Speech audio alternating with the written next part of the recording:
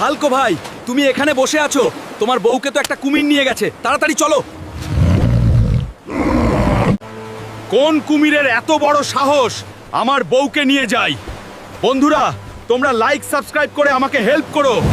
আরে আমার বউ তো এখানেই ছিল, মনে হয় কুমিরটা নিয়ে গেছে।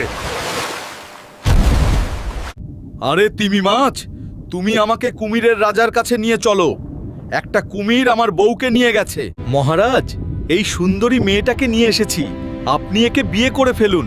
সত্যিই তো, এটা অনেক সুন্দর। আরে কুমিরের রাজা অনেক ভয়ঙ্কর। সে মানুষকে কুমির বানিয়ে বিয়ে করে ফেলে, আর তার কথা না শুনলে তাকে মাছ বানিয়ে দেয়।